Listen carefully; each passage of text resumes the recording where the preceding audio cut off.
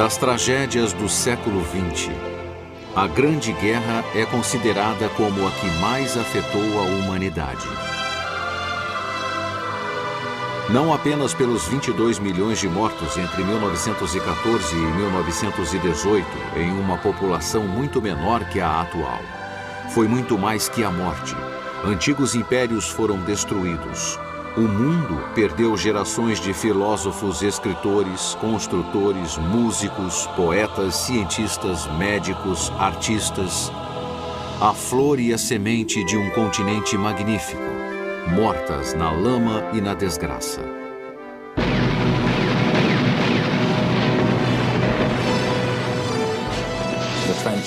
O soldado de trincheira acreditava em 1916 e 17 que a guerra não teria fim, que não haveria sobreviventes. Sua morte era inevitável. A glória, o cavalheirismo e o idealismo não sobreviveram. E dos horrores nasceram os monstros para futuros horrores. Do início ao fim foi épica. O povo, a batalha, a matança, os erros. O povo estava pronto para sacrifícios. E como se sacrificaram?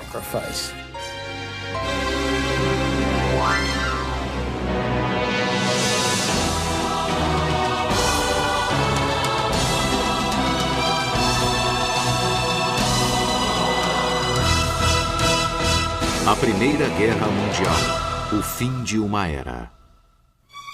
Distribuído por Logon. Versão brasileira, Sérgio Moreno.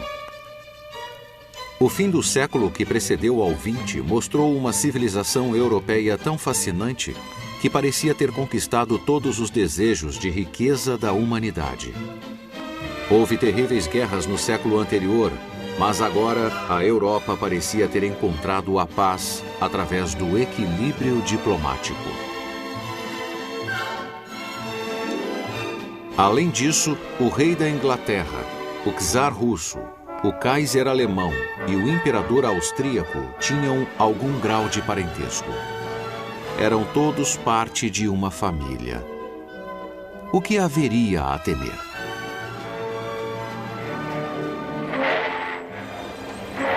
Como resultado da era vitoriana, a próspera Inglaterra possuía uma frota de navios mercantes e várias colônias. Suas costas eram protegidas pelos muros intransponíveis de aço da Marinha Real. Um quarto do globo pertencia à Inglaterra. A Alemanha era um milagre industrial, tornando-se o centro mais rico do poderio industrial europeu. O exército da Prússia era brilhantemente profissional. Sua marinha crescia rápido. O ex-chanceler Bismarck teria dito: "Estou entediado. As grandes coisas já foram feitas." A França, com seu rico império além-mar, tornara-se tão importante intelectual e economicamente que Paris passou a ser o centro da cultura e dos negócios mundiais. O exército francês se mobilizava por trás de fortalezas que protegiam a fronteira oriental contra os alemães. Um ditado dizia: "Tão feliz quanto Deus na França." A Rússia era uma monarquia feudal. Sua corte suntuosa escondia uma decadência interna, mas seus gênios da literatura, da música e da dança deram-lhe estatura mundial. Apesar dos exércitos russos serem mal equipados, eram enormes e valentes. Mas um revolucionário chamado Trotsky observaria que a história já pousou sua gigantesca bota sobre o mapa. A Áustria, no 66º ano do reinado do idoso Franz Joseph, estava sitiada pela arrogância, com as tensões de um império poliglota prestes a romper-se em fragmentos étnicos. Mas isso não era novidade. A magnífica corte de Viena parecia eterna ao som de suas valsas. Em Washington, Woodrow Wilson governava um país jovem e feliz, com seus pensamentos elevados e pacíficos, típicos do professor universitário que fora um dia.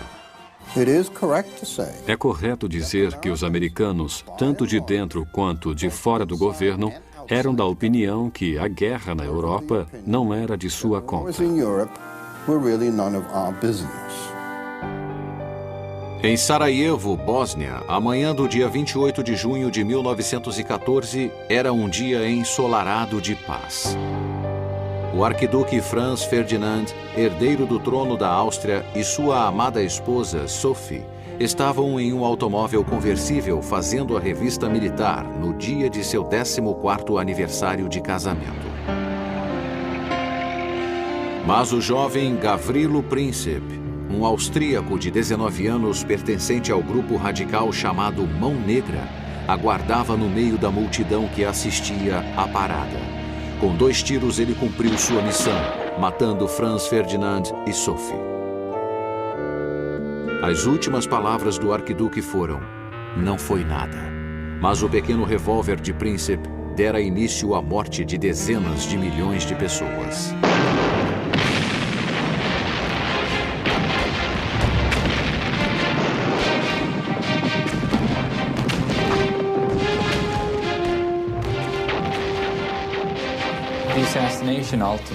O assassinato do arquiduque funcionou contra a independência nacional da Sérvia, pois deu ao governo austro-húngaro o pretexto de ocupar a Sérvia por um grande período.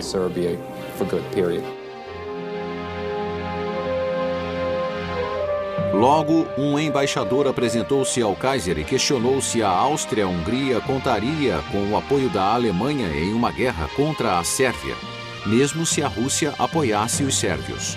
A Alemanha concordou mesmo sem saber se deveria. As alianças objetivavam a proteção. Seria uma guerra pela paz. A Alemanha achava que tinha o apoio da França e da Rússia, que eram aliadas.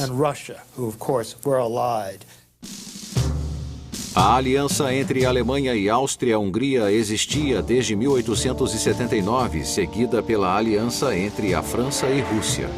Nesse momento crítico, o monarca alemão foi navegar em seu iate por 20 dias, no que foi descrito como a maior tragédia marítima de todos os tempos. Às suas costas, a Áustria destruiu os esforços de conciliação com os sérvios, enviando-lhes um ultimato e planejando sua conquista e divisão. A Rússia, atendendo aos apelos sérvios contra a ameaça austríaca, se mobilizou. A Áustria-Hungria ordenou a mobilização total sem que o imperador soubesse que a Rússia estava do lado dos sérvios. E assim iniciou-se uma série de mobilizações que acabaria por afetar a Europa. Era uma época que necessitava de gigantes e não havia nenhum.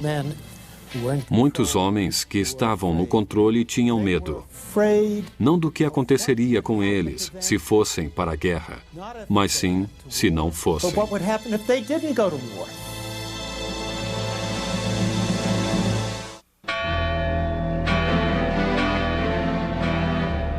E no agosto fatal de 1914, as alianças falidas começaram a cair. Lembrando-se que a Rússia avançava para as fronteiras orientais da Prússia, a Alemanha deu ao czar 12 horas para suspender a mobilização. A seguir veio o ultimato alemão para que a França, em 18 horas, declarasse sua neutralidade, caso a Alemanha lutasse contra a Rússia. Com as fortalezas francesas de Verdun e Toul reféns dos alemães, a França se mobilizou.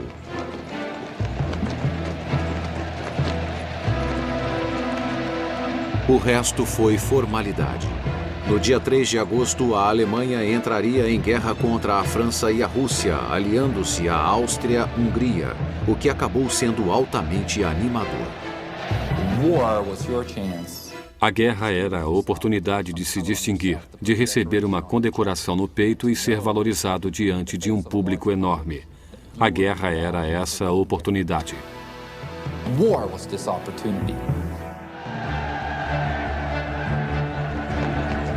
Entre 2 e 18 de agosto, a França enviaria 3,7 milhões de soldados em 7.000 trens.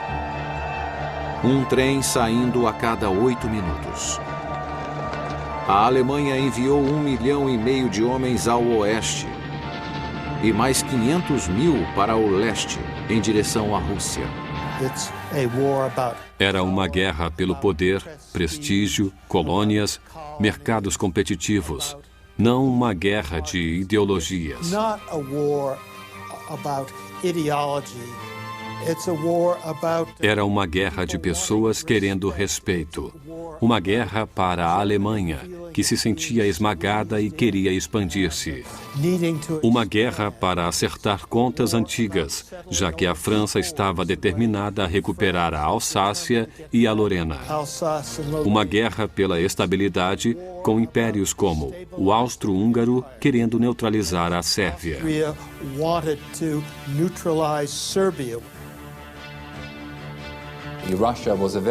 Em 1914, a Rússia era uma nação muito impaciente, querendo, acima de tudo, o acesso ao Mediterrâneo e às rotas de comércio marítimo.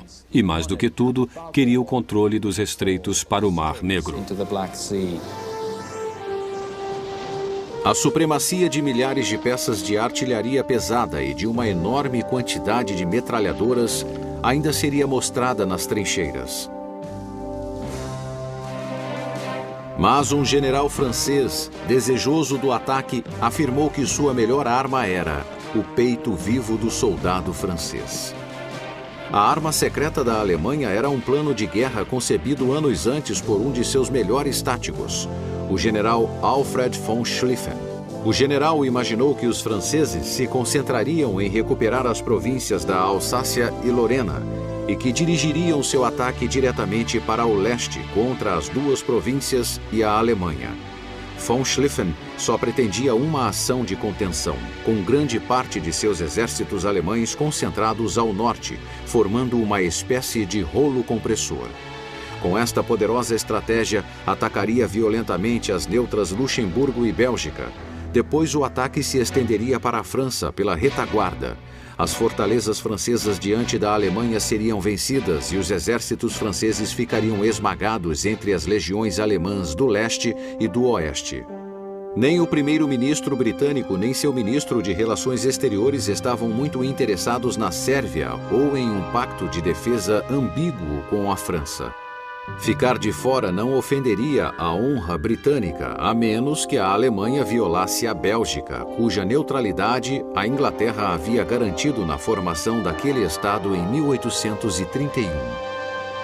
Havia também o plano de fortalecer a frota alemã no outro lado do Canal da Mancha, em um porto belga, desafiando a supremacia marítima da Inglaterra. O processo estava em andamento. No dia 1º de agosto, a Alemanha cruzou a fronteira de Luxemburgo, dominou o país em 24 horas e exigiu a passagem livre através da Bélgica. A Alemanha concedeu 12 horas para que o rei Alberto da Bélgica concordasse. Este recusou-se e pediu o apoio do rei George. Bethmann Hollweg ficou atônito com a ideia de que Londres pudesse entrar em guerra pelo que ele chamou de um pedaço de papel. A opinião mundial abandonou a Alemanha e no dia 4 de agosto, a Inglaterra declarou guerra. O exército que a Grã-Bretanha mobilizou ganhara experiência nas guerras coloniais e era profundamente profissional. Mas era pequeno para aquela situação. Somente 125 mil homens. A força expedicionária britânica dirigiu-se rapidamente para o continente, para o que todos presumiam que fosse uma guerra curta. O plano de von Schlieffen não estava mais nas mãos de seu criador. O generalato agora era dirigido pelo general Helmuth von Moltke, uma sombra do titã que seu tio fora ao conceber a vitória prussiana em 1870. Von Moltke foi forçado a mudar o plano anterior quando uma força francesa maciça marchou de Lorraine, ameaçando o exército alemão na Bélgica. Von Schlieffen planejara 9% do flanco esquerdo, mas von Moltke utilizou 42% de suas forças. O exército inglês abolira a espada de seu equipamento. Audácia, audácia, sempre audácia, era o credo francês. Seus cavalos estavam preparados. Todas as grandes forças, Inglaterra, França, Alemanha, Rússia, Áustria-Hungria, possuíam grandes reservas de cavalaria, equipadas com espadas e lanças prontas para a cavalgada da vitória. No dia 4 de agosto de 1914, a cavalaria de 60 mil alemães lançou-se sobre a cidade de Liège, entrada para a Bélgica. As baterias dominavam os corredores de ataque. Cerca de 25 mil belgas estavam na defensiva e as pontes sobre o rio Meuse foram demolidas. O ataque dos alemães falhou. Seus soldados afundaram no Meuse. Mas nascia uma lenda alemã. Um obscuro coronel, Erich Ludendorff, separou-se de sua unidade na confusão da batalha. E no caos, Ludendorff brilhou. Levou a cavalaria alemã para a estrada certa, atacando pela retaguarda as defesas de Liège. Quando um general caiu, Ludendorff tomou seu lugar.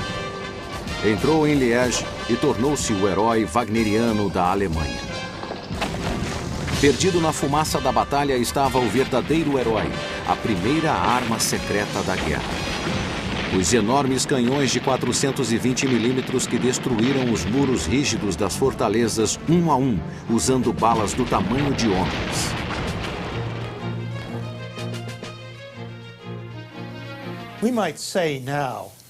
Poderíamos dizer que os alemães não eram bons em relações públicas. O que provaram mais uma vez na invasão da Bélgica e do norte da França.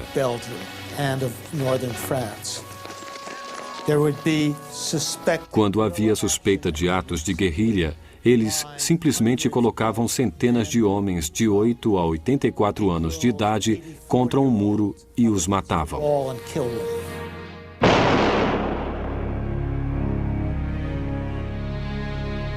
Queimaram a grande biblioteca de Louvain, um dos maiores centros culturais da Idade Média.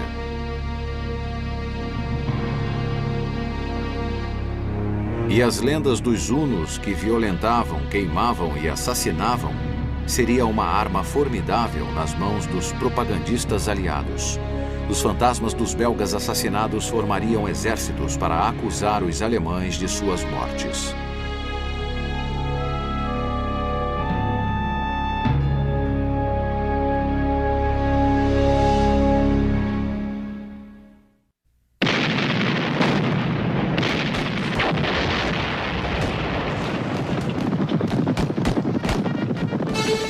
Já nos primeiros dias da guerra, o ímpeto alemão crescia conforme eles avançavam na Bélgica, visando a cidade de Namur e o rio Meuse.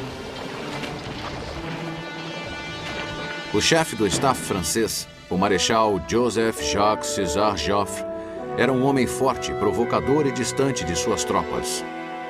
E acabou seguindo o script de Schlieffen como se fosse um de seus soldados. Na Inglaterra, o ministro da guerra, marechal de campo Lord Horatio Kitchener, via as coisas com uma clareza brutal.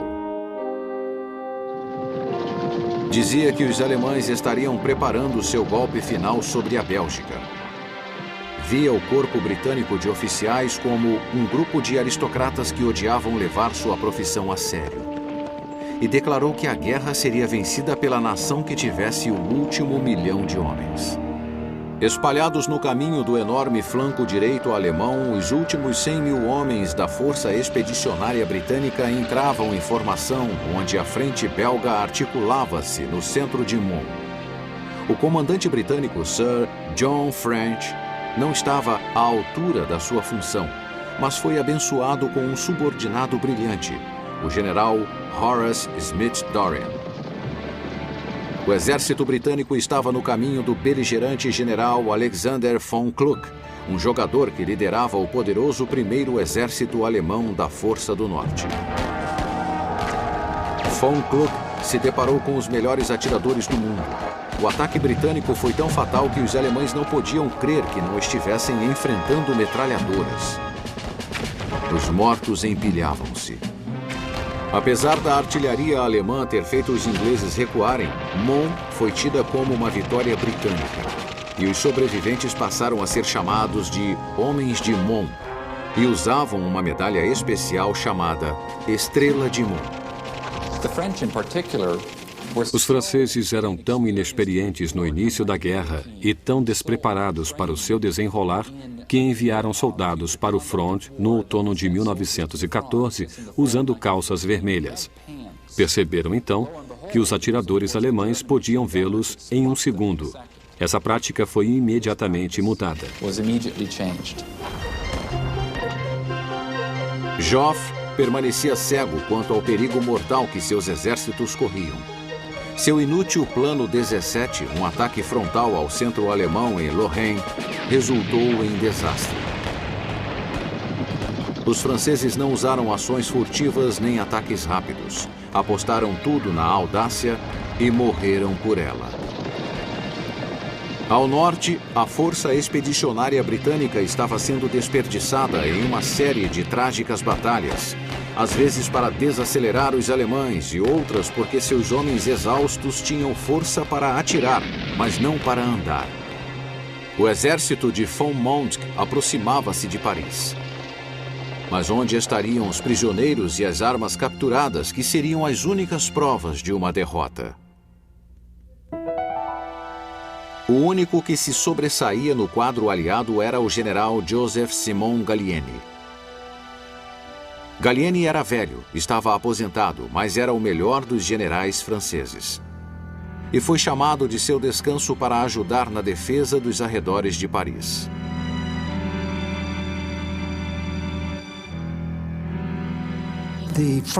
O governo francês estava pronto para evacuar Paris. Mulheres choravam pelas ruas. O rolo compressor alemão avançava sobre Paris. Então o general French propôs uma retirada dos britânicos para a Inglaterra. O ministro da guerra inglês o impediu furiosamente. Na Inglaterra, o escritor Sir Arthur Conan Doyle falou do agosto mais terrível na história do mundo. Comparou-o a uma terrível maldição de Deus. Von Kluck, percebendo a resistência e começando a sentir que Gallieni havia avançado demais, iniciou um recuo do flanco direito e mudou o plano que servira-lhe tanto. Ao invés de avançar para o sudoeste de Paris, iniciou sua entrada pelo sul para encurralar os franceses entre duas forças alemãs. Isso proporcionou que o flanco de seu exército, já enfraquecido por duas unidades enviadas para a frente russa, fosse posteriormente contra-atacado em Paris. Mas nada detinha sua natureza impetuosa de apostador. A nova possibilidade de reconhecimento aéreo provou seu mérito ao detectar a força inimiga ao longo do Marne. Von Kluck, audacioso, levou suas forças já exaustas adiante. Quando os soldados marcham dia sim, dia não, chega um momento em que estão cansados. Além disso, não imaginaram o efeito que as enormes distâncias teriam sobre seus cavalos.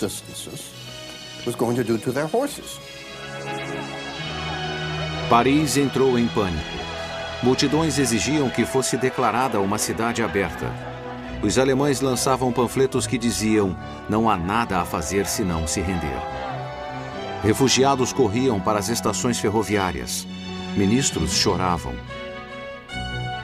Gallieni respondeu: recebi a ordem de defender Paris contra os invasores e vou cumpri-la até o fim. Finalmente, Joffre começou a ver pelo ar as possibilidades do flanco alemão se aproximar. Enviou Gallieni para saber se a força expedicionária britânica de John French estaria pronta para juntar-se a um ataque. Sir John não sabia o que dizer, mas finalmente afirmou: diga a ele que tudo o que o homem puder fazer, nossos soldados farão. A Batalha do Marne foi uma série de encontros confusos e mortais que começaram no dia 5 de setembro e duraram por 7 dias terríveis.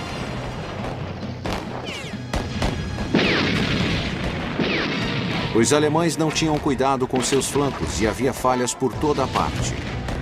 Sua comunicação era precária. Atacaram sem conhecimento e preparação da artilharia e avançaram abertamente contra o fogo maciço. Cometeram todos os erros que antes seus inimigos haviam cometido. Sua força começara a falhar. Tinham ido longe demais, depressa demais. Em alguns dias faziam uma média de 50 quilômetros e não possuíam a capacidade logística para manter essa marcha.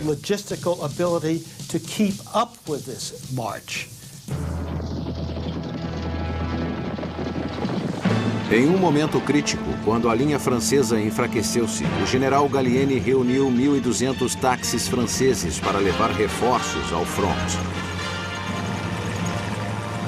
Foi o primeiro uso importante da gasolina na guerra.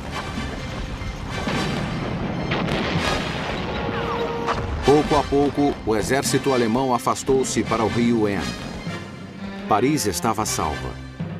Ninguém poderia imaginar, mas a velocidade com que as coisas aconteciam nas primeiras semanas da guerra no Oeste havia diminuído. Obviously, we will never know what would have happened if the Germans had taken Paris in 1914. Jamais saberemos o que teria acontecido se os alemães tomassem Paris em 1914. Mas evidências que temos de modo geral não nos sugerem que os franceses iriam jogar a toalha.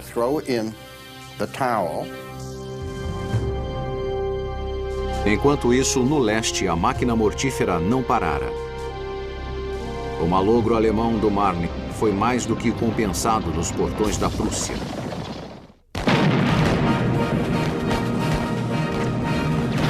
Enquanto a Batalha do Marne ocorria no fronte ocidental no mês de agosto, o enorme exército russo tentava uma vitória decisiva no leste. Os alemães tinham poucas tropas no leste, pois sua intenção era lidar com a França o mais rápido possível e estavam convencidos de que a tirariam da guerra em questão de 6 semanas.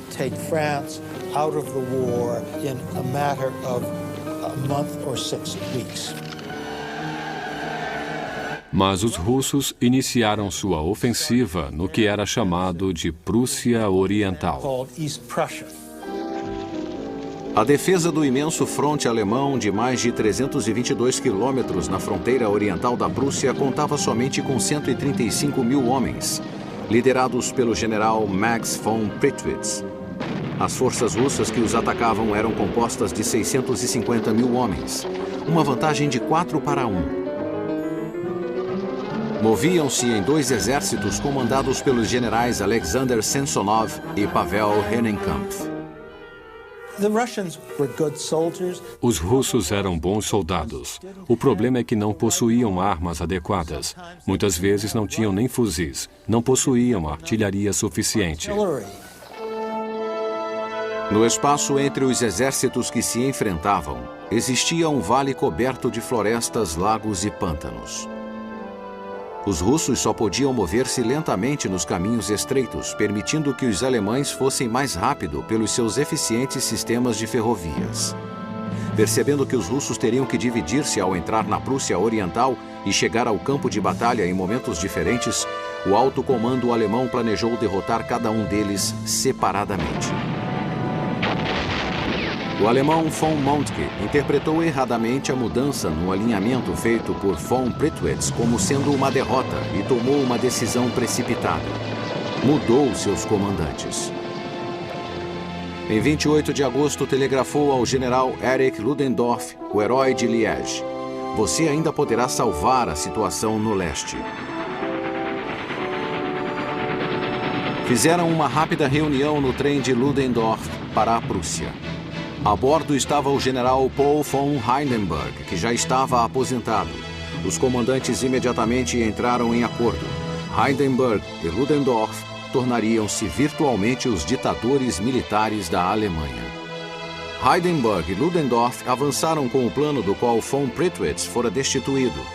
Funcionou perfeitamente devido ao hábito dos russos mandar mensagens pelo rádio abertamente. Assim, os alemães descobriram seus planos. No dia 26 de agosto, iniciou-se a Batalha de Tannenberg. Samsonov levou seu exército dividido até uma armadilha, atraído por um centro alemão que parecia enfraquecido. Como Samsonov não conseguiu que o segundo exército russo viesse em seu auxílio, os alemães esmagaram seus flancos e cercaram o centro. Quando cercaram Samsonov, capturando a ferrovia central em Nijmegen, a tragédia foi completa. 92 mil russos foram feitos prisioneiros. Samsonov despediu-se de seu staff e entrou na floresta. Foi ouvido um único tiro de pistola. Ninguém deu-se ao trabalho de buscar seu corpo. O público alemão acreditava que Hindenburg e Ludendorff eram uma dupla de gênios militares capazes de qualquer coisa.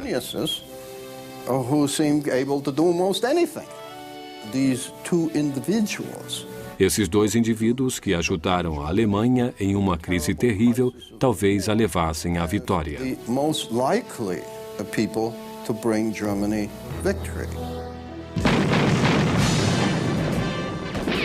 A Áustria atacara os sérvios para tomar o território tão desejado. Em 16 de agosto, o exército sérvio, lutando ferozmente sob a liderança de um gênio militar chamado Radomir Putinin, derrotou o ataque austríaco na Batalha do Rio Jadar. E depois foram vencidos pelos russos. Em 1914, precisaram chamar várias vezes os alemães para salvá-los. Isso se repetiu muitas vezes, e foi um dos temas da guerra, pois para salvá-los, os alemães retiravam as tropas do fronte ocidental.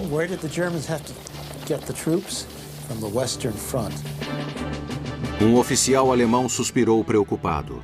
Estamos acorrentados a um cadáver. E também no Ocidente ninguém sentia-se confortável. Ninguém percebeu as implicações causadas por tantos soldados em um campo de batalha. Em 1914, a metralhadora e a artilharia rápida permitiam que um soldado cobrisse 3 vezes o campo que cobria na guerra de 1870. E as tropas eram 10 vezes maiores. Com o enrijecimento dos frontes, cada lado via que sua única esperança estaria nos flancos e teve início uma série de movimentos desordenados, as chamadas corridas para o mar, para cercar o inimigo ou defender-se de ataques surpresa. Não havia um local para onde pudessem manobrar. E esse tornou-se o grande dilema da guerra na França e na Bélgica. Como atravessar?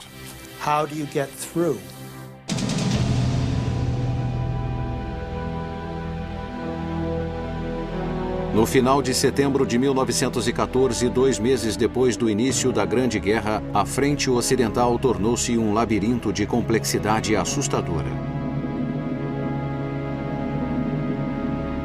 As trincheiras da altura de um homem foram aprofundadas para movimentar homens e cavalos. Galerias foram feitas para acomodar quartéis, casamatas, depósitos de munição, túneis de passagem e comunicação.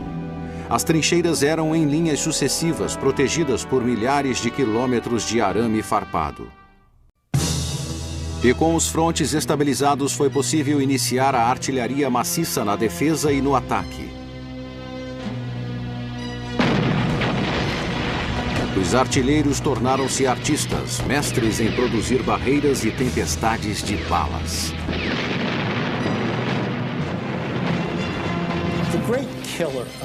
O grande assassino da Primeira Guerra Mundial foi a artilharia, responsável por 75% das baixas no conflito.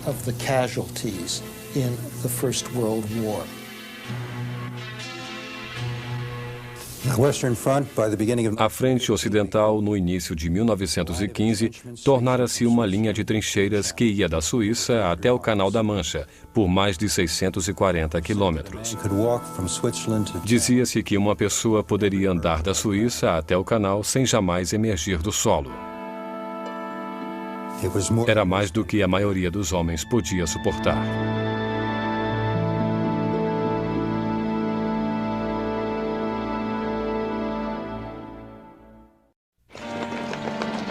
Com a diminuição das armas e dos homens na frente ocidental no início da guerra, a Antuérpia foi evacuada.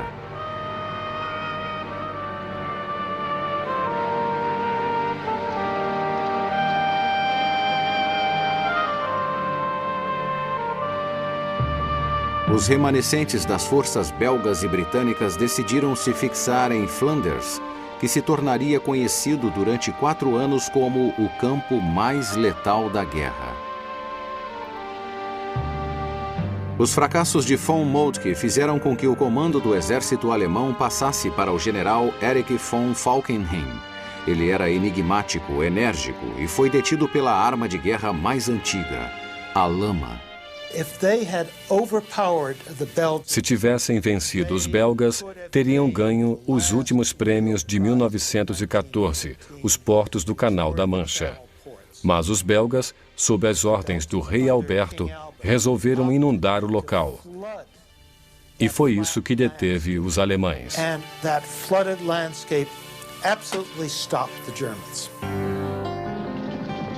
Junto com os franceses, a força britânica defendeu os portos com sucesso em Ypres, chamado para sempre de Esfregão pelos britânicos.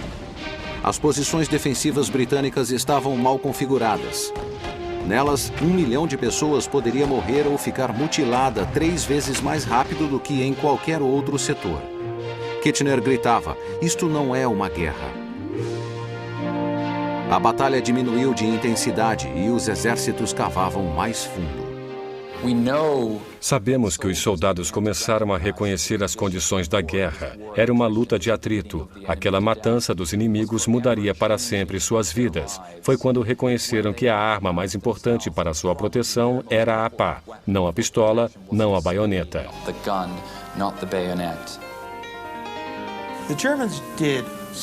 Os alemães foram muito espertos no início da guerra, quando conquistaram praticamente todas as terras altas da frente ocidental.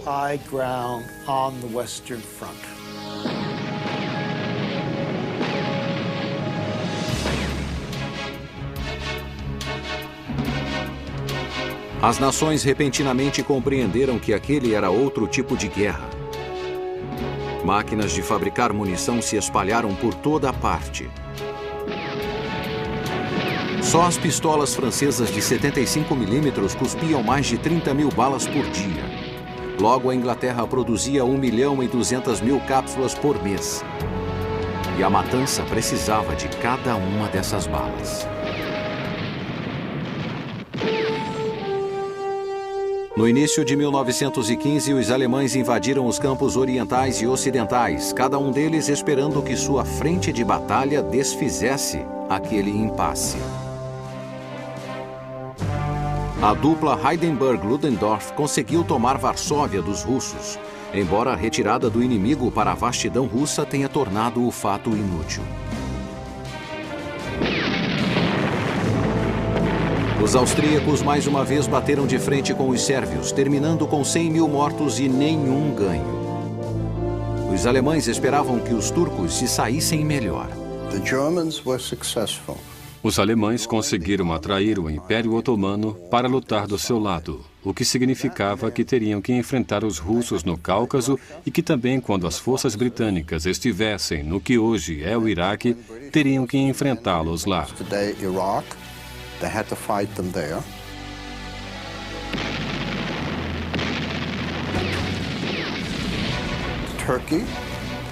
A Turquia, apesar de ter perdido o Império Otomano e a maioria de seus territórios europeus, ainda possuía a área em torno do que era na época Constantinopla, hoje Istambul, e o Estreito de Dardanelos, que liga o Mar Egeu e o Mar Negro.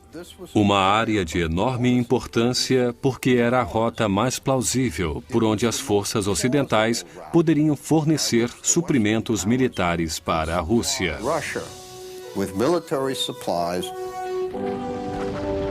Apesar das tentativas turcas de penetrar na Rússia pelo Cáucaso em dezembro terem sido bloqueadas, os russos nervosos pediram que a Inglaterra os livrasse da ameaça ao sul. Os britânicos e os franceses estavam determinados a tomar Dardanelos. Planejaram uma campanha terrestre e naval combinadas, provavelmente a maior operação anfíbia realizada até aquele momento. Winston Churchill, como Lorde do Almirantado, foi um dos principais arquitetos da ideia.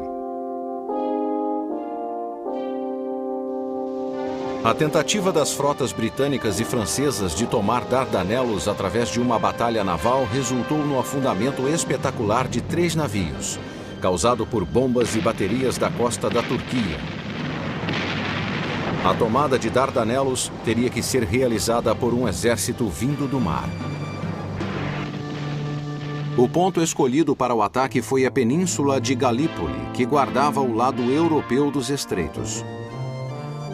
Penhascos imponentes davam para o mar, com elevações de até 365 metros. O acesso através das praias estreitas e rochosas estava limitado a uma série de valas entre a densa ravina. O general Ian Hamilton foi enviado por Kitchener para comandar as divisões de australianos e neozelandeses com o general Birdwood. Os Anzacs e uma brigada francesa eram em número de 70 mil destinados à calamidade de uma meta impossível.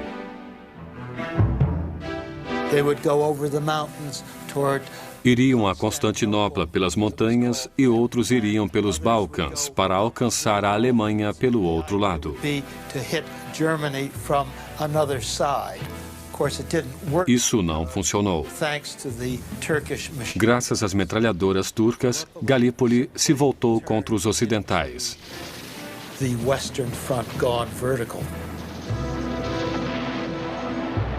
A luta foi soberba por parte dos defensores, liderados pelo general alemão Liman von Sanders, que logo comandaria 84 mil turcos. O desembarque em Galípoli foi feito por pequenos barcos e navios que reuniam as tropas recebidas por tiroteios mortais. As forças aliadas espalharam-se em torno de 4 praias no final da península. Confusos, os soldados perderam suas oportunidades táticas e estratégicas para avançar onde os turcos estavam mais fracos e se dirigiram a um verdadeiro vespeiro.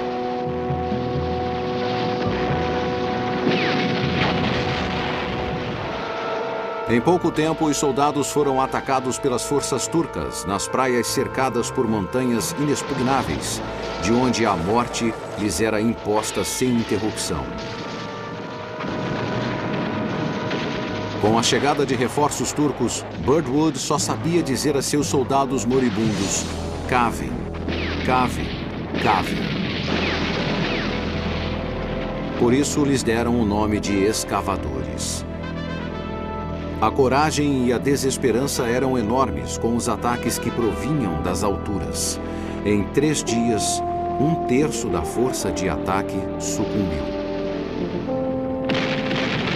A Marinha Real veio em auxílio com fogo pesado, mas os submarinos alemães a aguardavam. 3 navios britânicos afundaram. Oficiais de carreira perderam seus postos. O primeiro-ministro britânico Asquith destituiu Winston Churchill de seu posto. Em julho, as mortes na Batalha de Galípoli ultrapassavam a marca de 50 mil. Nomes como Baía de Suvla e Angra Anzac tornaram-se símbolos de coragem inútil e desperdício. Mais 40 mil militares morreram em agosto, no que um soldado chamou de 5 acres de solo mal logrado. O resultado foi uma luta sangrenta que atravessou 1915, quando quase 1 milhão de homens lutaram naquela pequena península. 1/4 deles ainda encontra-se enterrado lá.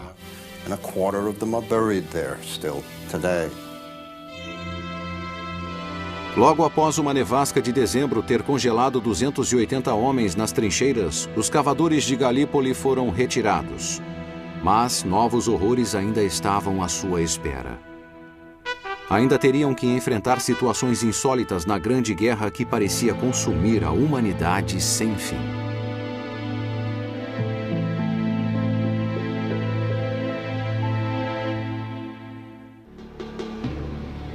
Agora, países entravam na guerra sem nenhum motivo além de promessas de saques. Alguns obtiveram ganhos fáceis, mas a maioria padeceu como gado em um matadouro. Os que entraram depois o fizeram apenas para obter vantagens: Japão, Itália, Bulgária e outros. O Império Além-Mar da Alemanha foi a primeira vítima da guerra. Os japoneses tomaram suas possessões na Ásia, os britânicos seus territórios africanos, e o Império Alemão deixou de existir em 1915. A Itália entrou por pequenos territórios do Mar Adriático até o Egeu.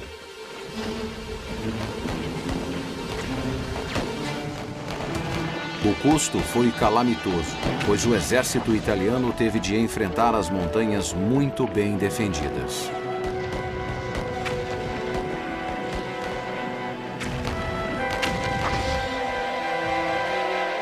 Os Balcãs escolheram seus lados freneticamente. Gregos, sérvios, albaneses, montenegrenses e mais tarde os romenos juntaram-se aos aliados. A Bulgária ficou com os turcos e as forças centrais.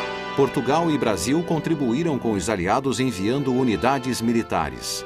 A França e a Inglaterra tentaram em vão atacar a Sérvia pelo sul por meio do porto grego de Salônica, perdendo 600 mil homens, o que os sorridentes alemães chamaram de o maior campo de concentração dos aliados. Com a paralisação dos exércitos, os navios entraram em ação. A Marinha Real expandiu o bloqueio marítimo de suprimentos úteis à Alemanha, grãos, farinha e outros alimentos. Esse bloqueio para a Alemanha e os países da Europa Central foi tão eficiente que logo ficaram reduzidos à fome.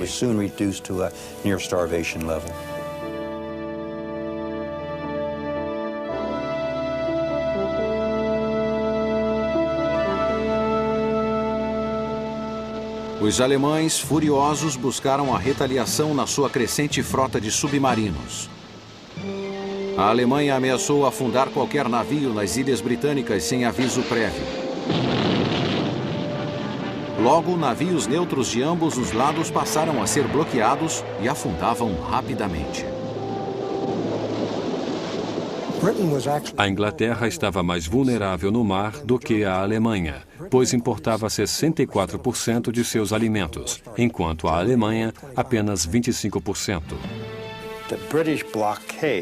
O bloqueio britânico forçou o uso do submarino para o comércio, mas era um novo tipo de arma.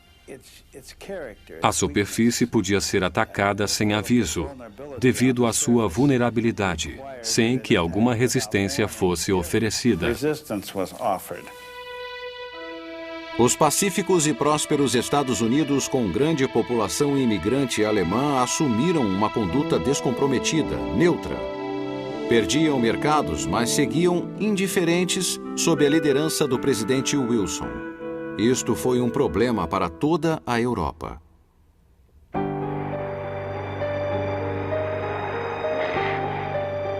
Mas quando o navio Lusitânia partiu de Nova York, apesar dos avisos da Alemanha, com uma lista de passageiros formada em grande parte por celebridades americanas, os resultados da Grande Guerra foram fatais.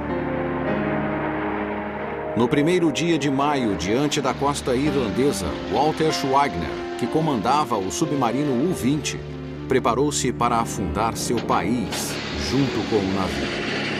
Seu torpedo atingiu o Lusitânia, que afundou em 18 minutos. 1.198 pessoas, incluindo 128 americanos, afundaram.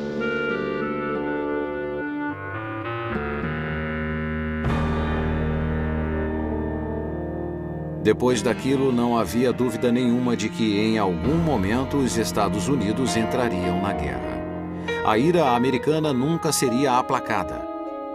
A Alemanha havia agravado a situação, recusando-se a desculpar-se ou a recompensá-los, e elogiou Schwagner em sua imprensa nacional. O presidente Wilson tentou acalmar todos com a declaração: um homem tem o direito de orgulhar-se de não lutar. Foi massacrado por desejar proteger seu povo daqueles novos horrores surgidos na frente ocidental. Em Ypres, em um dia ensolarado e tranquilo nas linhas francesas, as tropas coloniais viram duas nuvens verde-amareladas vindo em sua direção, como se fossem neblina sobre o pântano em uma noite de frio. Em 15 minutos, 5.000 homens encontraram a morte lenta. 10.000 foram mutilados e o pânico tomou conta da trincheira inundada pelo gás clorídrico.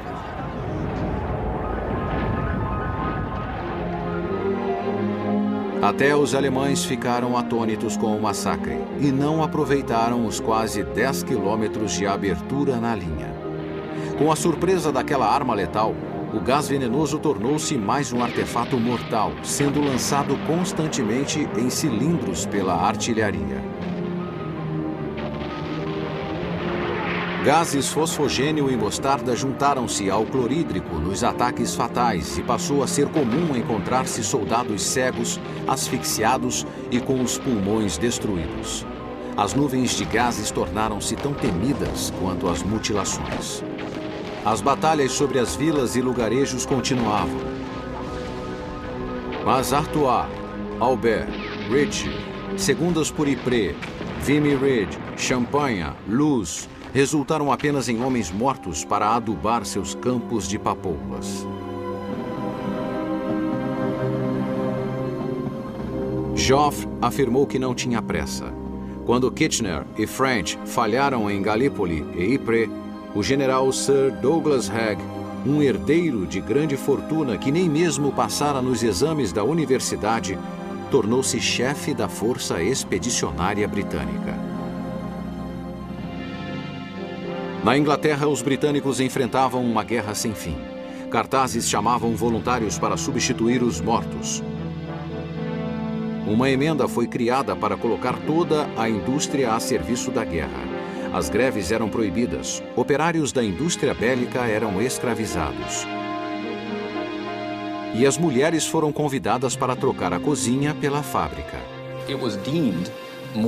Pela primeira vez, a mulher podia alugar sua própria casa, usar roupas da moda, fumar em público. A guerra dera à mulher europeia um novo tipo de independência.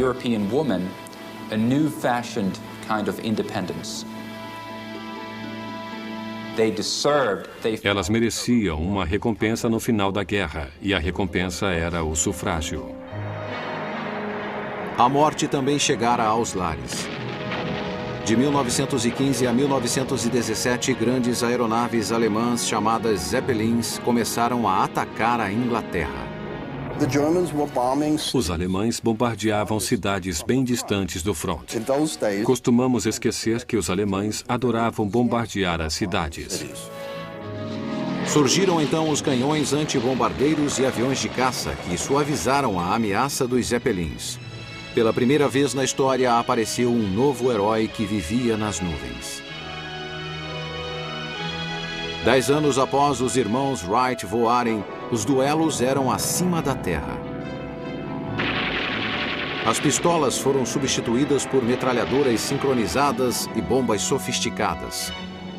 Foi inventado um novo vocabulário: dogfight, ataque aéreo, strafing, spade, Newport, Fokker, spin, loop, aeródromo e, mais que tudo, um as.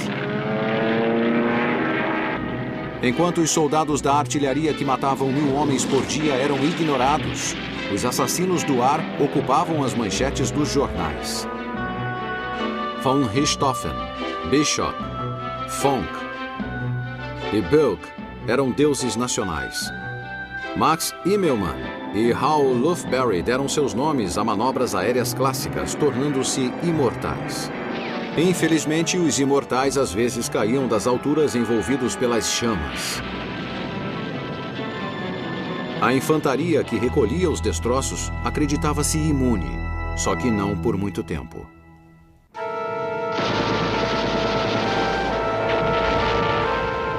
A grande matança que a Primeira Guerra havia se tornado dirigiu-se para o mar. No dia 30 de maio, houve um grande confronto entre a imensa frota britânica e a frota alemã.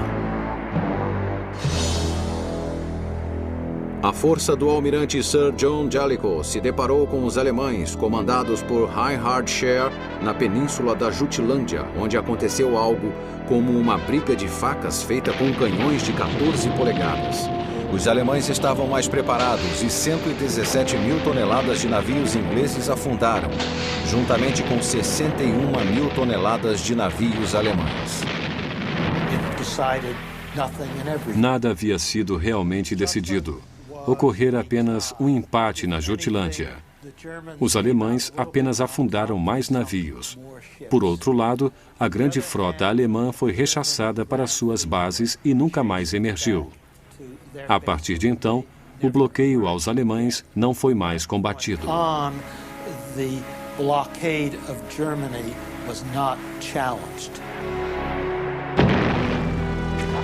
De volta à terra, a Áustria finalmente derrotou a Sérvia com a ajuda alemã e os exércitos russos foram afastados para a Prússia.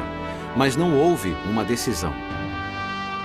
O resultado de Lord Kitchener, o antigo herói do Império Britânico, foi tão insignificante que na época da sua morte, em um ataque submarino, a Câmara dos Comuns pensava em reduzir seu salário. Em seu lugar como ministro da guerra entrou o explosivo David Lloyd George. A liderança inglesa voltava, mas surpreendentemente sua estratégia de guerra continuava igual. Douglas Haig estava prestes a cometer um erro militar que assombraria a Inglaterra pelo resto do século XX.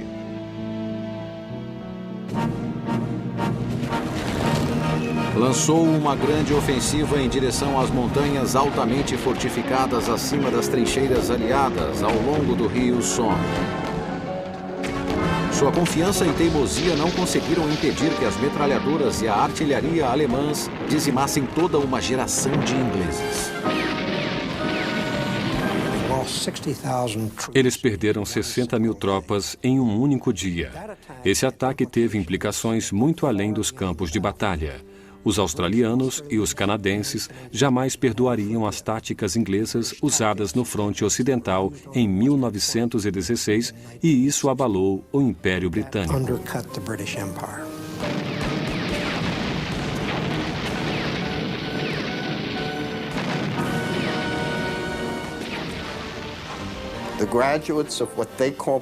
Homens graduados nas melhores escolas britânicas, que eram tenentes e capitães, foram os que morreram primeiro. Com isso aconteceu o que chamamos de inversão da pirâmide social. A próxima geração de médicos, advogados, funcionários públicos, engenheiros e líderes políticos foi morta primeiro. Doctors, lawyers, civil servants, engineers, political leaders are the people who get killed first. O poeta-soldado Siegfried Sassoon escreveu: "Meus olhos dirigem-se para as sombras verdes escuras do pequeno rio, mas meus pensamentos são frágeis diante de tão grande infelicidade." Os ganhos foram poucos. A matança continuava. Haig continuou com sua campanha sangrenta até novembro, quando não havia mais ninguém para convocar. No final de 1916, 607 mil soldados ingleses haviam morrido. Com a destruição do exército profissional e da morte dos voluntários no Somme, o recrutamento começado em 1915 servira para alimentar a máquina da morte. Casados morriam juntamente com solteiros. Comunidades inteiras alistavam-se nos batalhões de amigos, dos quais o mais famoso foi o de Liverpool. Esses homens eram treinados juntos com seus amigos, organizados em regimentos e brigadas, de forma que a comunidade ia para a batalha como uma unidade. Isso foi desastroso em 1916 e 1917, quando comunidades inteiras desapareceram. Winston Churchill, que havia sido criticado, sugeriu uma nova arma para acabar com o impasse. Apoiou o coronel Ernest Swinton no pedido da criação de um novo veículo motorizado. As armas secretas foram embaladas e enviadas com o carimbo de caixas d'água, que logo tornaram-se tanques. Um general insistia no valor dos cavalos e rechaçou a mudança. Mas os tanques eram citados com grande veemência, especialmente após do que aconteceria em Verdun. Falkenhayn, in one of those Falkenhayn, em um dos seus momentos de cinismo, decidiu atacar Verdun não pelo território, e sim para matar. Verdun, not to gain territory, but to kill people. You don't tell people this. Não se dizia aos soldados que estavam sendo enviados para a batalha para vencer ou destruir alguma coisa. To win this. Eram enviados para a guerra simplesmente para matar mais homens do que os que já estavam morrendo. Of killing more of the other guys than you're losing yourself. O ponto escolhido foi Verdun. O alvo seria o sistema de forte centralizado em Douaumont. Esse ataque foi chamado de Operação Gericht, que significava local de execução.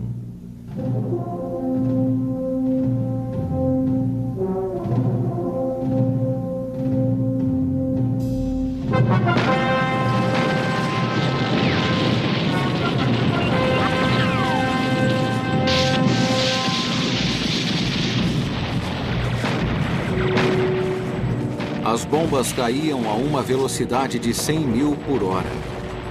Os franceses, assustados com o uniforme em farrapos, levantavam-se das valas para a defesa. As trincheiras e as casamatas foram destruídas. Douaumont caiu. O calmo general Henri-Philippe Pétain galgou os rumos da história quando foi nomeado o Salvador de Verdun. Ele encerrava as ordens do dia sempre com palavras animadoras. Não passarão. Ninguém passou.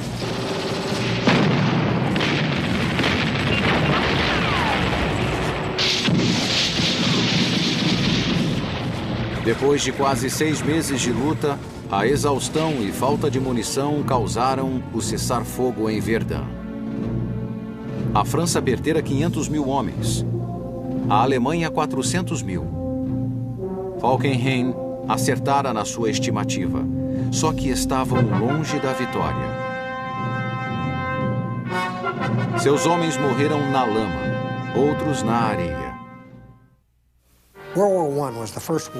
Foi na Primeira Grande Guerra que o petróleo fez a diferença, e ele estava localizado no Oriente Médio.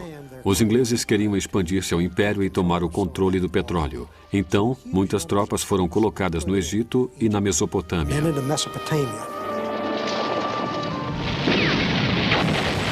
A campanha inglesa teve derrotas na Mesopotâmia e sucesso na Palestina com o general Sir Edmund Allenby.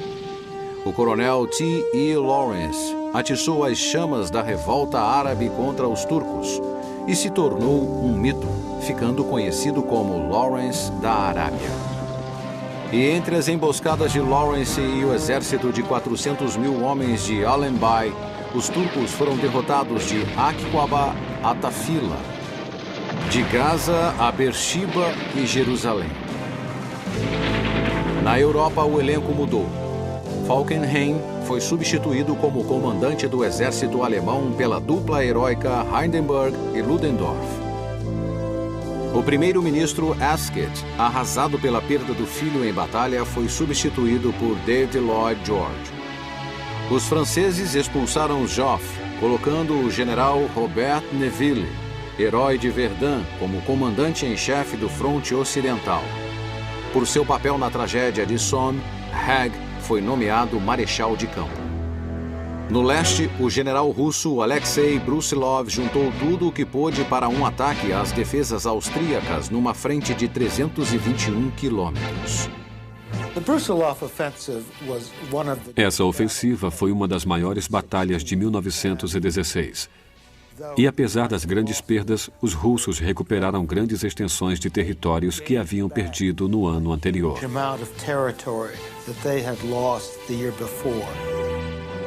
Mas essa foi a última grande vitória dos russos, pois seus soldados morriam de exaustão e falta de suprimentos. O sofrimento sem perspectiva de progresso começou a minar a Rússia por dentro, o que teve consequências muito mais sérias.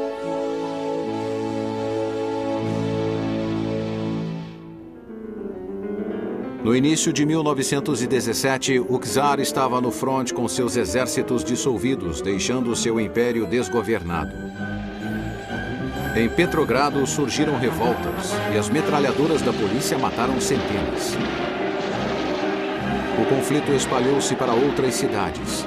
O que farei? Perguntava o czar a seus conselheiros. A resposta era: deves abdicar. Foi o que ele fez e a dinastia Romanov morreu no dia 16 de março de 1917. Para desestabilizar seu inimigo, a Alemanha enviou para a Rússia o arqui-revolucionário Vladimir Lenin, vindo de seu exílio em Zurique. A partir daquele momento, Lenin lançou-se furiosamente em sua luta pela liderança e a Rússia começou a abandonar a guerra. Mas tudo que os alemães ganhavam na Rússia, perdiam para os Estados Unidos com suas sabotagens, submarinos e habilidades em geral.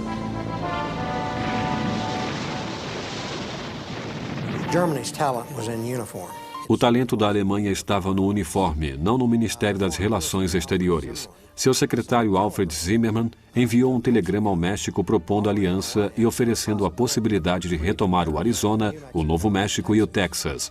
Este telegrama foi enviado pelo sistema de comunicação americano, facilitando que o recado fosse interceptado. Os americanos sabiam o que iria acontecer. E quando isto foi publicado nos jornais, o secretário alemão, ainda mais ignorante, admitiu que era seu. Depois deste episódio, a guerra entre Estados Unidos e Alemanha era inevitável.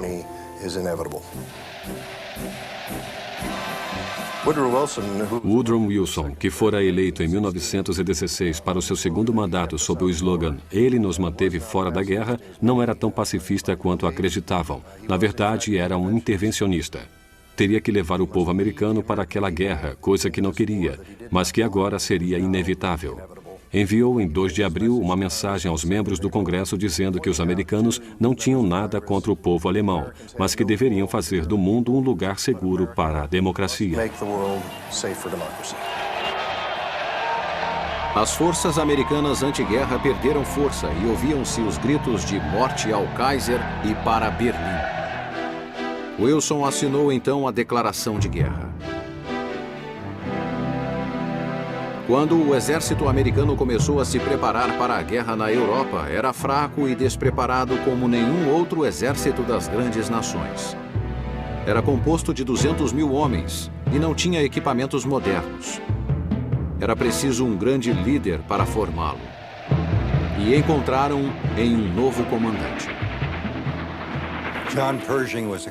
John Pershing era oficial de cavalaria, formado por West Point. Lutara nas últimas guerras indígenas e saíra-se bem na Guerra Hispano-Americana. Comandara a 10ª Cavalaria, conhecidos como Soldados Búfalos Negros, de onde surgiu o apelido Black Jack. Lutara também na Revolta das Filipinas. Então, o presidente Roosevelt promoveu-o de capitão para general brigadeiro. Pershing era um importante símbolo, o homem que chegou para arrumar a casa. Nenhum soldado foi perdido durante a transferência das tropas para a Europa em 1917. O almirante Sir William Sims encontrara-se com os britânicos e alinhou seus destroyers em semanas para proteger seus enormes comboios. Franceses e britânicos, sedentos de sangue, ficaram encantados. Queriam todos os homens. Lafayette, aqui estamos, bradou o coronel Stanton no dia 4 de julho de 1917, quando os americanos chegaram à França, sendo recebidos alegremente. O que os cidadãos não sabiam era que o grande exército de Pershing aprendera a marchar, mas ainda estava aprendendo a lutar. Precisariam de meses para colocá-los no front. Pershing estava determinado a manter a integridade do exército americano, mas era realista o suficiente para saber que precisaria do comando britânico e francês em tempos de emergência. Enquanto isso, repetindo os erros de seus predecessores, o general Neville montou outra ofensiva para vencer a guerra baseada em todas as antigas impossibilidades. Apesar de não conseguir avançar com seu ataque a Arras, perdendo 187.000 homens em 10 dias, teve outro resultado infeliz: um motim. O exército recusou-se a continuar lutando. Os homens fugiam para cidades próximas, tentando obrigar trens a irem para Paris. Eles não conseguiam ser impedidos e alguns poucos líderes foram cercados.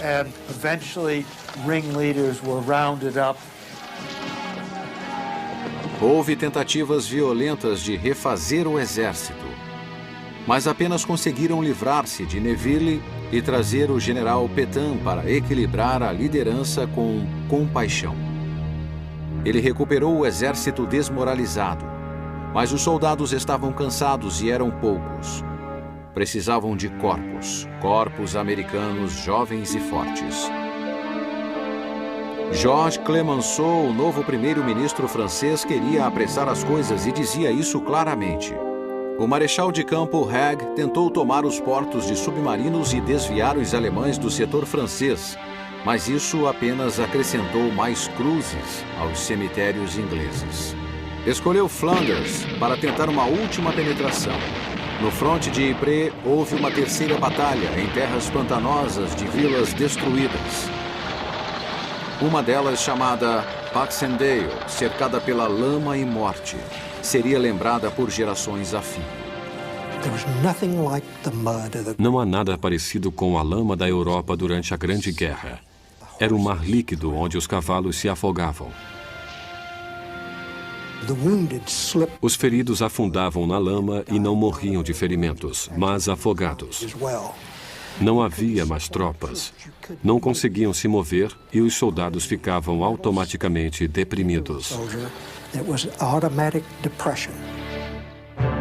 Porém, havia uma ponta de esperança em Cambrai, onde o ataque de 324 tanques a 2,5 km por hora ganhou mais terreno em 6 horas do que tinha acontecido em 4 meses. Na Itália, os alemães foram auxiliar os aliados austríacos e acabaram com seus inimigos. No outono de 1917, atacaram o exército italiano na Batalha de Caporetto, que terminou em 20 dias.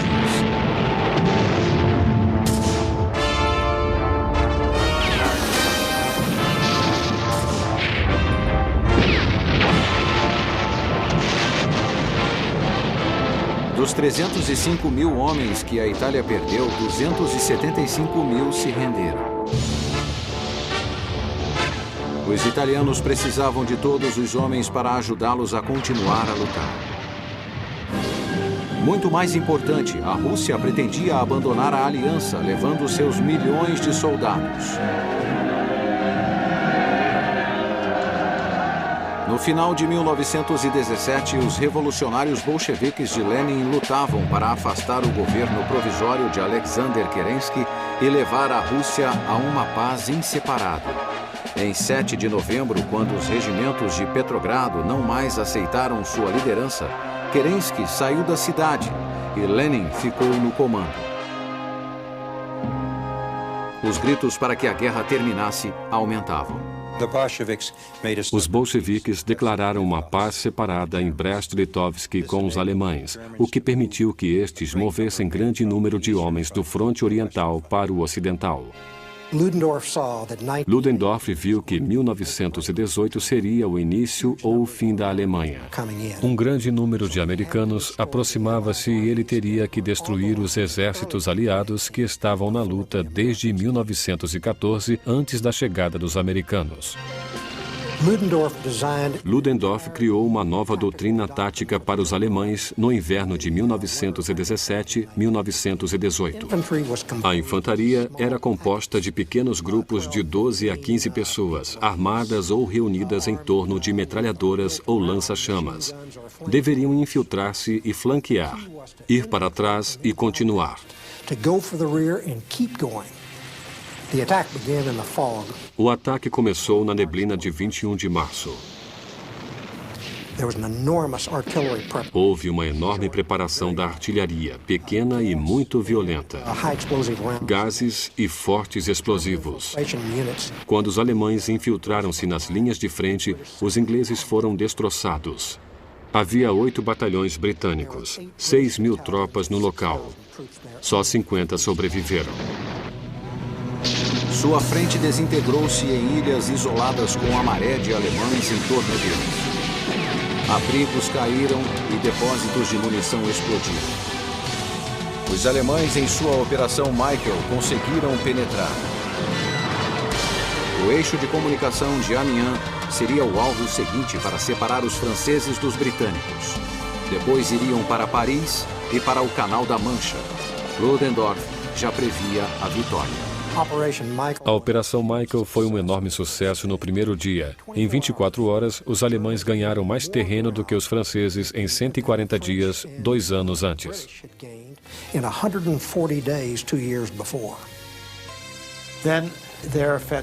Então acabou a gasolina de sua ofensiva. Chegaram ao campo de batalha de Somme. Literalmente um deserto. Não havia água, existiam poucas estradas e quando as tropas alcançaram o outro lado, começaram a pilhar. Encontraram os suprimentos que não viam há 4 anos e o ataque foi interrompido.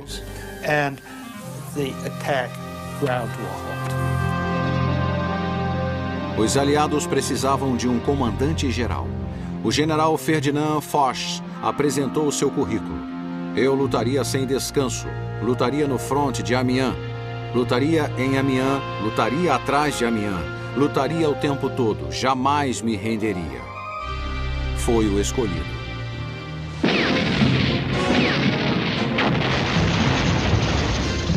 A operação percorreu 2.000 quilômetros quadrados e capturou 90.000 prisioneiros.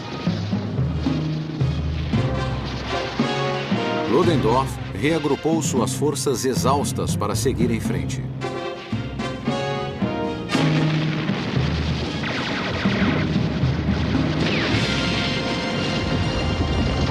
Nessas batalhas, 838.000 soldados seriam mortos, feridos, desaparecidos ou capturados. Ninguém podia arcar com tais perdas. Mas os alemães não se recuperaram. E os Yankees finalmente estavam chegando. Aliás, já estavam lá.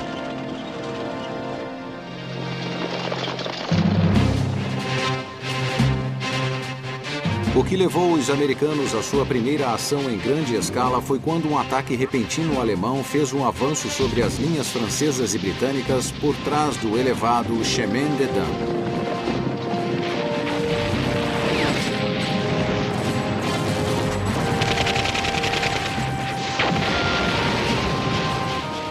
Pershing enviou a 2ª Divisão Americana com sua Brigada Marinha, comandada pelo general James Harbour, à área sitiada a pedido de Foch no dia 30 de maio, Dia da Memória.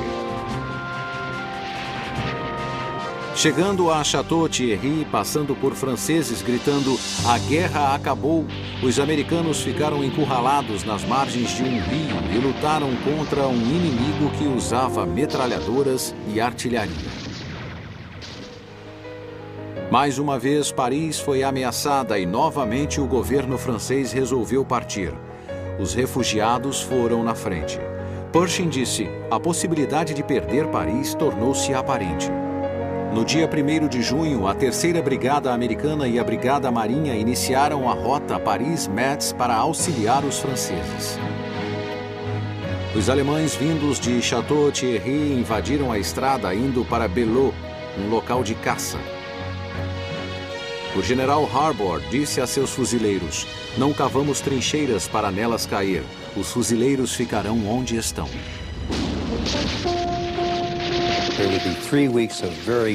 Foram 3 semanas de terríveis batalhas. No final, os fuzileiros podiam dizer que Belleau Wood era totalmente deles.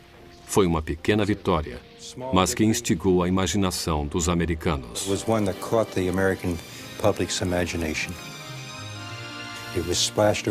Foi estampado nas primeiras páginas de todos os jornais americanos. Os fuzileiros salvam Paris em Belleau Wood. Isto aborreceu o exército e ainda aborrece em alguns quartéis. O entusiasmo era grande na América. O povo sofria falta da carne, gás e luz em suas casas. Diziam a eles: lambam os selos de guerra e lambam o Kaiser. Astros de cinema faziam comícios pela liberdade e 1/4 da população adulta participou. Ludendorff ainda tinha cartas nas mangas. mas difamava os americanos em seus telegramas. O grupo é excelente, o espírito das tropas é elevado, o efeito moral de nosso fogo não permite o avanço da infantaria.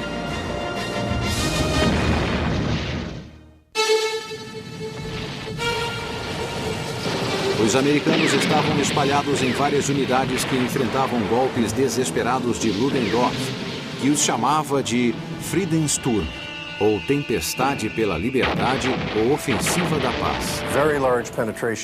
Uma grande invasão ocorreu entre os rios Aisne e Marne, como uma adaga apontada para Paris e seu sistema de comunicação.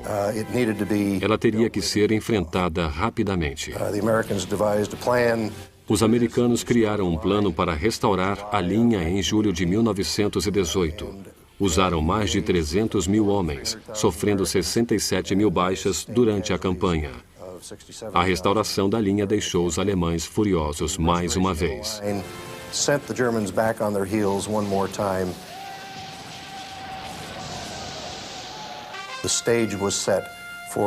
O cenário estava armado para a formação do primeiro exército americano. O sonho de Pershing em liderar uma batalha na França iria tornar-se realidade.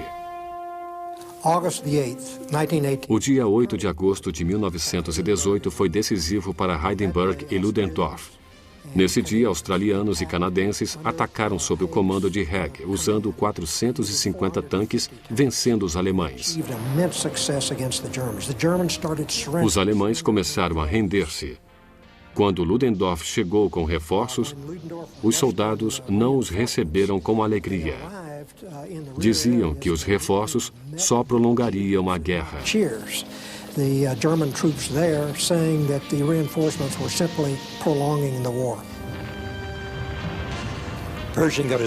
Pershing teve sua primeira chance de mostrar o que o exército americano poderia fazer em setembro em Saint-Mihiel.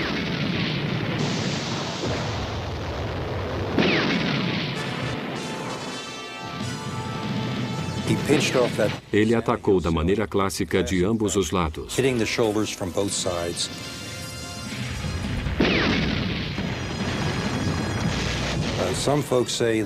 Alguns dizem que os alemães já estavam retirando-se de Saint-Mihiel. Talvez estivessem porque sabiam que os americanos estavam chegando. Foch pedira que as tropas americanas se misturassem às suas forças para uma ofensiva a Meuse-Argonne, atacando a Operação Saint-Mihiel, mas Pershing recusara. "Você quer lutar?" perguntou Foch. Pershing respondeu, "Naturalmente, mas como um exército americano." E quando Foch insistiu, Pershing respondeu, "Pode insistir o quanto quiser, mas eu não concordo."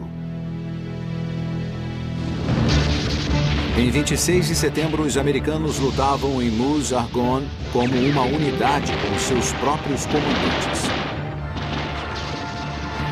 Meuse-Argonne foi a primeira batalha americana de fato e foi difícil. Pershing ordenara um ataque em linha, o que significava que qualquer resistência em algum setor pararia toda a linha.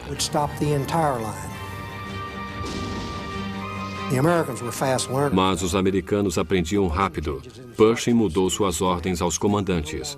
Não teriam mais que atacar em linha. Deu iniciativa a eles. Estava ficando sem soldados e diminuiu as companhias de atiradores de 250 para 175 homens. Também começou a retirar as tropas da retaguarda e demitir oficiais. Demitiu vários comandantes de divisão e um de seus comandantes de corpo. Então, quando o ataque foi retomado em meados de outubro, os americanos puderam mover-se. Na frente americana, os alemães estabeleceram 4 cinturões de defesa de 32 quilômetros para o interior. Em um dos flancos, os alemães dominavam das alturas, observando os americanos. Foi a maior concentração de defesas que as tropas americanas encontraram em 2 guerras mundiais. A atitude de Foch era: "Vocês pediram, agora aguentem." Mas os americanos avançaram cheios de força e confiança.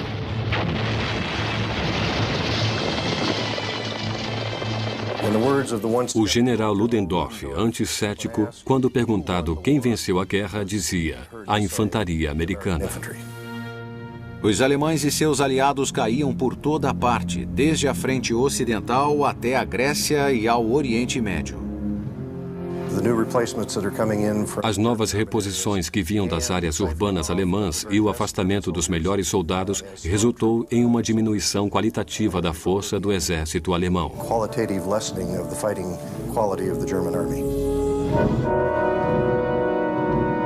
Ludendorff estava próximo de um colapso nervoso. Teve que enfrentar a fúria de seu staff, do Kaiser e de seu povo pelo fracasso na guerra. Os socialistas alemães agora percorriam as ruas, perseguiam o povo alemão e humilhavam seus oficiais, arrancando suas insígnias. A frota se amotinou contra as ordens do almirante Scheer de colocar navios no mar para uma última batalha. Assassinou oficiais e voltou aos portos com as bandeiras vermelhas dos socialistas hasteadas. No dia 4 de outubro, uma negociação de armistício foi enviada secretamente para o presidente americano com a esperança de que Wilson, o idealista e liberal que escrevera 14 pontos de base para a paz mundial, fosse o porta-voz ideal contra os beligerantes franceses, britânicos e italianos. Wilson queria colocar-se na posição de árbitro mundial, juiz do mundo, capaz até de ordenar um acordo de paz. Pensava poder, se necessário, mandar também nos aliados. A linha Hindenburg estava partida. Os turcos abandonariam a guerra em 30 de outubro e a Áustria em 3 de novembro. O Kaiser então dispensou Ludendorff. O velho deus da guerra alemão colocou uma barba falsa e óculos escuros e fugiu para a Suécia. Havia acabado. Uma comissão de armistício alemã encontrou-se às 7 horas em um trem na floresta em Compiègne. E quando um alemão perguntou quais as propostas para o armistício, o Marechal Foch respondeu friamente: "Não tenho propostas a fazer." Os aliados queriam continuar lutando. Os alemães perdiam as esperanças de manter qualquer coisa. A Grande Guerra terminaria às 11 horas da manhã do dia 11 de novembro. Na retirada, os alemães destruíram cidades, plantações, minas de carvão e obras de arte. Esse ato de vandalismo foi retribuído com a exigência de que indenizassem o que fizeram, pagando 32 bilhões de dólares pelos danos de guerra. O trem imperial creme e dourado seguia na escuridão e deixou o Kaiser depois da fronteira holandesa. Ele passou seus anos de asilo totalmente renegado. Em 11 de novembro, lembrado como o dia do armistício, Hindenburg chorou e as armas da Grande Guerra calaram-se para sempre. Novamente ouviam-se os pássaros. As tropas saíam de suas fossas e piscavam diante da luz do sol. Beberam pouco. A sobrevivência já era o bastante. As frentes aliadas explodiram em alegria histérica enquanto os alemães choravam copiosamente.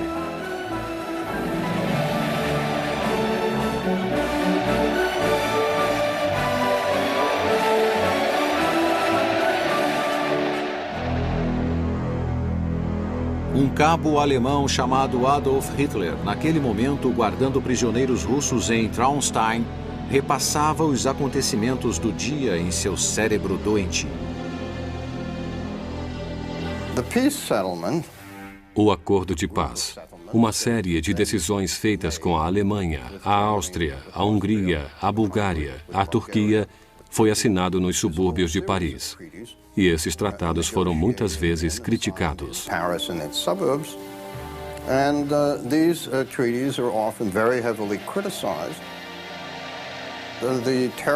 O terrível descontentamento dos alemães com ele era essencialmente por terem perdido a guerra.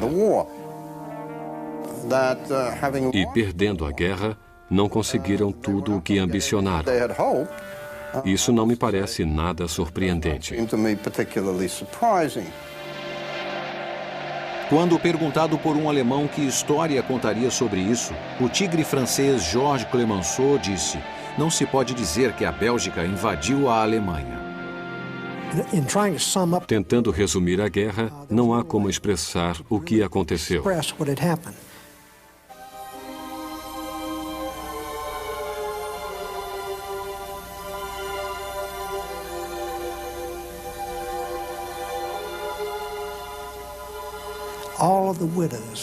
Todas as viúvas, os órfãos, os membros perdidos, os milhões de mortos. Não faz o menor sentido e não há uma maneira de expressar o que aconteceu. A morte e os feridos foram o resultado da guerra. 9 milhões de soldados russos, 7 milhões de alemães, 7 milhões da Austro-Hungria, 6 milhões de franceses e 90 mil do Império Britânico e mais de 200 mil americanos em apenas 7 meses de batalha. A Grande Guerra matara 22 milhões de homens. Wilson voltou para casa para discutir longamente com o Congresso seu desejo que os Estados Unidos entrassem na Liga das Nações. Tentava discutir esse assunto com o povo quando um derrame venceu-o na última luta da Grande Guerra que ele perdeu. Sua liga morreria sem a América. Os exércitos aliados voltaram para casa em grandes paradas. Mas o preço da guerra foi maior do que podia ser mostrado. Juntamente com tantos soldados mortos, desapareceram séculos de esperança nas possibilidades da inteligência, gentileza e grandeza humanas. Os alemães, austro-húngaros, otomanos e impérios russos terminaram seus dias no centro da Europa, e o Império Britânico foi fatalmente ferido. A inocência americana ficara no passado. O que fora perdido em arte, tesouros, saúde, gênio e alegria jamais seria recuperado. Assim como as lágrimas daqueles que esperaram para sempre pela volta dos 22 milhões que dormem sob um mundo destruído. Essas feridas não têm cura. E 21 anos depois, a carnificina começaria novamente.